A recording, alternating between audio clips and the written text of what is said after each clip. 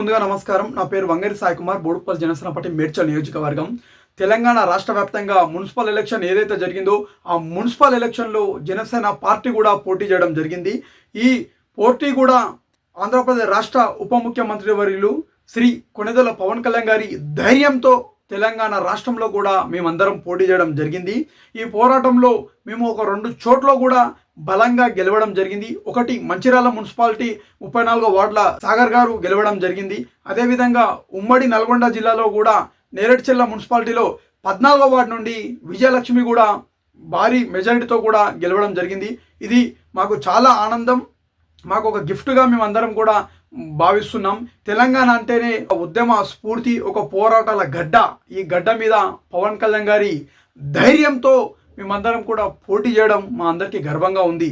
ఈరోజు ఓడిపోయిన వాళ్ళు కూడా ఏం తక్కువ కాదు. ఈ పోరాటం అనేది చాలా ముఖ్యం. ఎందుకంటే మనము ప్రధాన పార్టీలకి ధీటుగా ఈరోజు సమాధానం చెప్పి ప్రతి ఒక్క మున్సిపాలిటీలో మనందరం డోర్ టు డోర్ ప్రచారం చేసి మన సిద్ధాంతాలని, మన ఆశయాలను కూడా మన ప్రజలకు తీసుకెళ్ళినాం.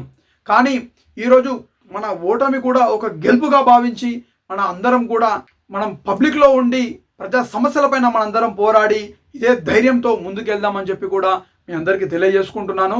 ఎంత తొక్కితే అంత లేస్తామని చెప్పి కూడా జనసేన పార్టీ తరఫున మనందరం ఆపోజిట్ పార్టీ వాళ్ళకు కూడా చెప్పాల్సిన అవసరం ఉంది.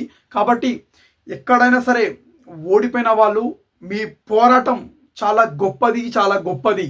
ఎందుకంటే మీరు ఈరోజు పవన్ కళ్యాణ్ గారు ఇచ్చిన ధైర్యంతో ఈరోజు ప్రతి ఒక్కరు కూడా ప్రతి ఒక్క దగ్గర వీరమహిళలు కావచ్చు, జన సైనికులు కావచ్చు, అందరూ కష్టపడి ఈరోజు మీరందరూ ఎవరికి భయపడకుండా మీ పోరాటం చేసారు చూడు, అది చాలా గొప్పది, అది చాలా గొప్పది.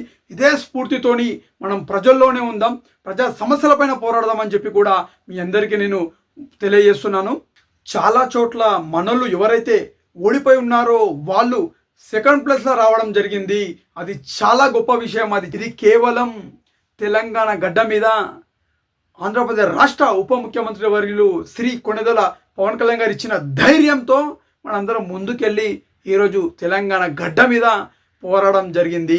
మన తెలంగాణ రాష్ట్ర నాయకుల సూచనల మేరకు కూడా మనం ప్రతి ఒక్క డిస్టిక్లో, ప్రతి ఒక్క మండలంలో, ప్రతి ఒక్క విలేజ్లలో కూడా మనందరం ఈరోజు ప్రచారం చేసి భారీగా వచ్చే గ్రేటర్ హైదరాబాద్ ఎలక్షన్లో కూడా మనం ప్రధాన పార్టీలకి ధీటుగా సమాధానం ఇచ్చే విధంగా కూడా మనందరం పని చేయాలని చెప్పి కూడా మీ అందరినీ కోరుకుంటూ జై హింద్.